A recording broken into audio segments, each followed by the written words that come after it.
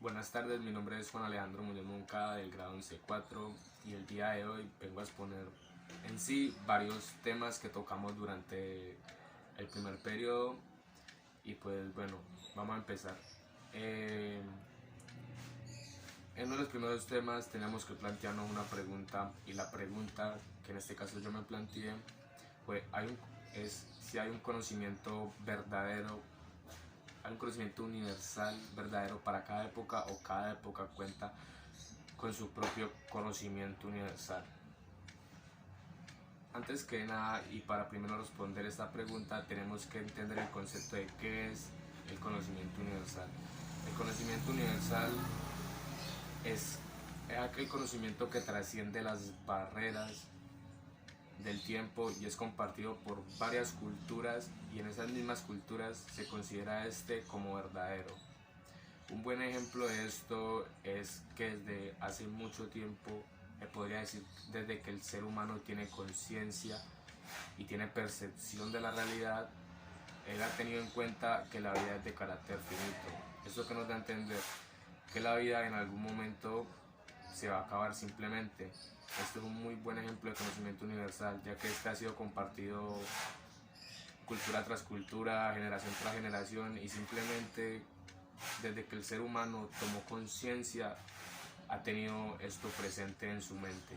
Un muy buen ejemplo también es la filosofía. La filosofía desde tiempos inmemorables, desde antes de Cristo y después de Cristo, siempre ha contado con el mismo propósito de buscarle la explicación a las cosas, ya sea por medios diferentes y ya sea por doctrinas diferentes y métodos filosóficos muy diferentes, pero siempre ha buscado la manera de darnos la explicación de las cosas y darnos a entender el porqué de las cosas. Todos estos son conceptos de conocimiento. Está más que claro que el conocimiento lo creamos cada uno de nosotros según nuestros intereses, gustos, porque pues sí tiene que tener en cuenta que una persona no adquiere un conocimiento el cual este no le interesa o no, simplemente no le llama la atención. Está más que claro que los seres humanos no hemos utilizado el 100% de nuestra capacidad cerebral. La persona que más la llegó a utilizar fue el físico Albert Einstein, el cual era de origen alemán y fue considerado una de las personas más influyentes en el siglo XX.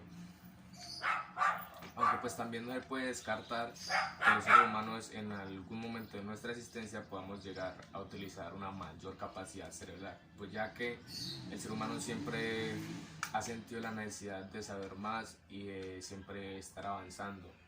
Hay varios aspectos del conocimiento que en sí se consideran como universales. ¿Por qué? Porque han trascendido las barreras del tiempo y han pasado de cultura en cultura, de generación en generación, y se han considerado como verdaderos.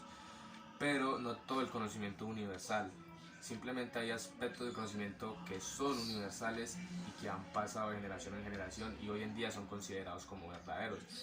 Pero no todo el conocimiento es universal, porque literalmente ustedes creen que como hacía una casa hace 100 años, la hacemos hoy en día de esa misma forma como la hacíamos hace 100 años, o que simplemente como hacían un teléfono hace 30 años, lo hacen de esa misma forma hoy en día. Realmente el conocimiento simplemente va avanzando poco a poco y cada vez se hacen las cosas de una manera más sencilla, cada vez la tecnología es más influyente en estas cosas que hacen día tras día, y simplemente no todo el conocimiento es universal. Hay varios aspectos del conocimiento que son universales y que sí han trascendido desde tiempos inmemorables, pero no todo el conocimiento universal, y cada época tiene su propio conocimiento porque cada época tenía sus maneras de hacer sus cosas y sus ideologías, y el conocimiento no siempre va a ser el mismo, no siempre vamos a pensar de la misma manera que pensamos hace 1000 años. Imaginen simplemente donde pensáramos de la misma manera que pensábamos hace 1000 años, simplemente estaríamos estancados y no seríamos lo que somos la sociedad hoy en día, y simplemente eso, no estaríamos avanzando para nada, nos quedaríamos estancados en lo que alguna vez fuimos. Y pues la verdad la mejor manera es que cada época tenga su propio conocimiento según lo que yo pienso, ¿no? Porque pues yo no creo que las futuras generaciones vayan a hacer lo mismo que nosotros hacemos en este momento, porque simplemente ellos lo verán de una manera, digamos, obsoleta, ya que la humanidad va a encontrar una manera, va a encontrar la forma de facilitarle más las cosas a las personas. En la segunda diapositiva hablamos de un tema que también tocamos en el periodo, el cual se llama pragmatismo.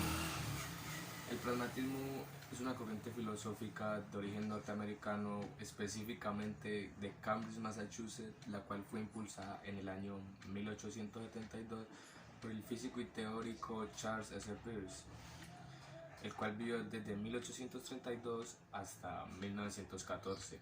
A este mismo le atribuye el desarrollo de la máxima pragmática junto con William James y John Dewey, los cuales tuvieron gran aporte en esta corriente filosófica.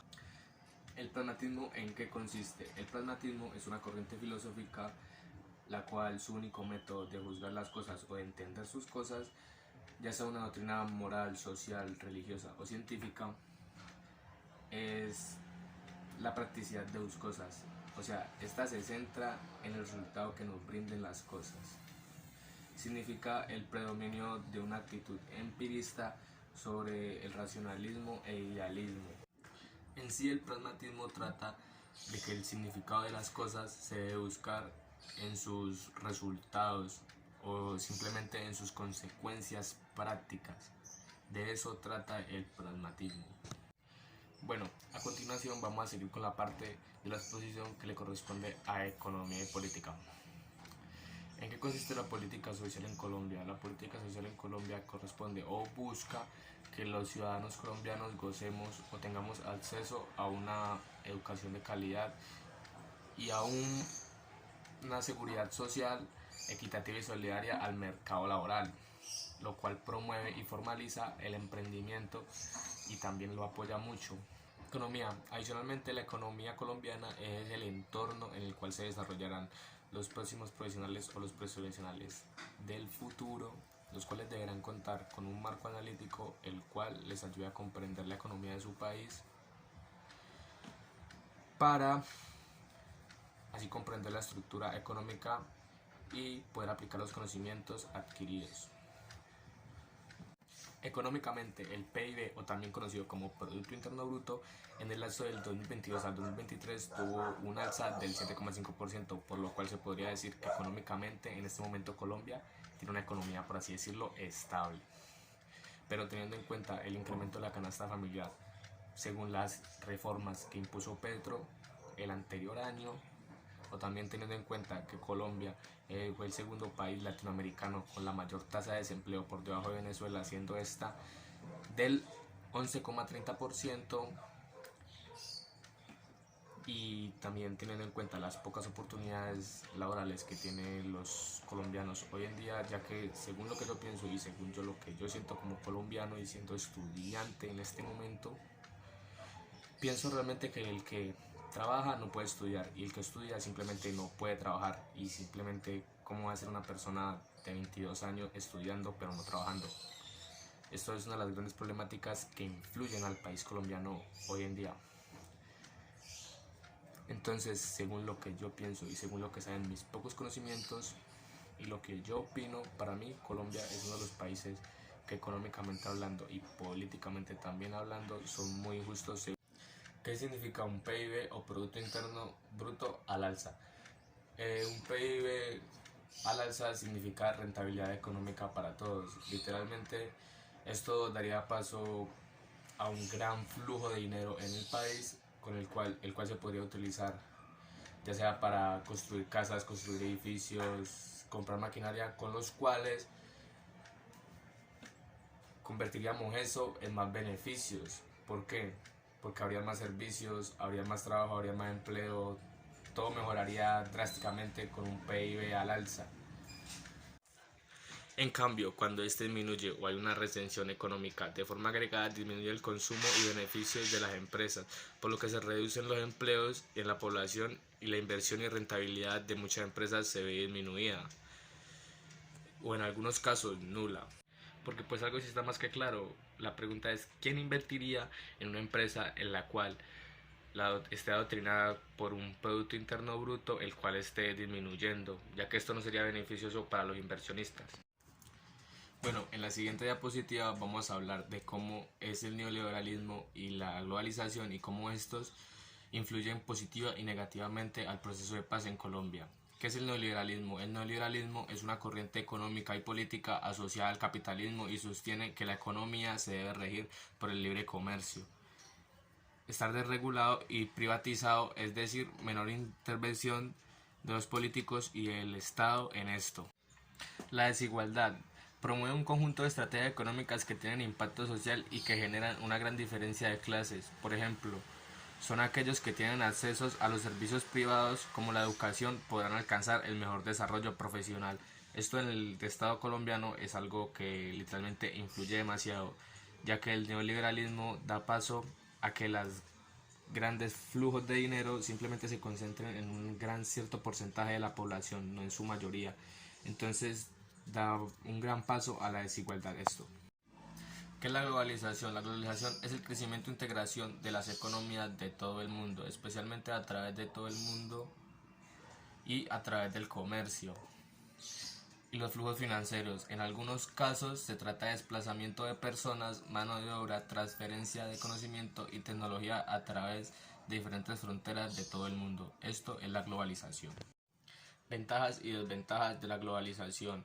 Gracias a la globalización es posible beneficiarse del mercado cada vez más vasto en todo el mundo, tener mayor acceso a los flujos del capital y a la tecnología y beneficiarse de la importancia de las importaciones más baratas y del mercado de exportación más alto.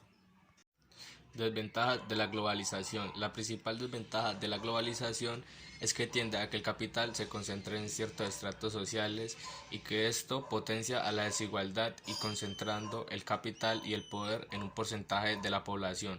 Otra de las desventajas de la globalización es el aumento de las fugas económicas por parte de las empresas. Al ellas abrirse al comercio internacional, las empresas buscan escatimar en gastos saliendo directamente del país de origen y buscando otras naciones donde producir menos gastos y empeorando las condiciones laborales y aumentando el desempleo en su país de origen.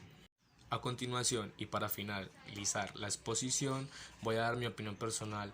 Desde mi punto de vista y según lo que yo pienso, en un país en el cual el índice de pobreza sea actualmente del 39.3% de la población, el cual el 42.9% son mujeres y el 37% son hombres, siendo esto clasificado por género, ya que en un país el cual haya gente que pase por condiciones de hambre, no va a ser nada fácil conciliar la paz. Y esto le abre paso a la globalización. La globalización da paso a que las empresas simplemente muchas veces generen desempleo, ya que la globalización da paso a muchos tipos de tecnologías las cuales muchas veces reemplazan al ser humano, como pues puede ser la automatización. La automatización está más que claro que en los últimos años le ha quitado muchos trabajos a muchas personas. La globalización también da paso a mucha entrada de empresas extranjeras y que por ciertos motivos las grandes empresas opacan al pueblo campesino, y uno de los buenos datos que podemos dar sobre esto es que el nivel de la pobreza rural en Colombia es del 80%, más de la mitad de la población rural. Entonces esto da mucho que pensar, la verdad. Y pues según lo que yo pienso, en algún lugar de Colombia tiene que haber familiares o personas que estén en condiciones que o solo es morir de hambre o hacer cosas las cuales sean ilegales para ganar dinero de una manera fácil pero menos segura. Todo lo que tenga que ver con el predominio de territorios y de puntos de venta de estupefacientes viene de la mano de un buen número de muertes, por lo que, por más crudo que suene, esa es la realidad del pueblo colombiano hoy en día.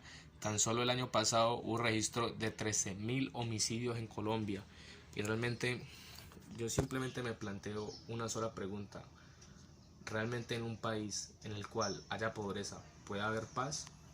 Bueno, muchas gracias por su atención y dicho lo anterior, doy por finalizada la exposición.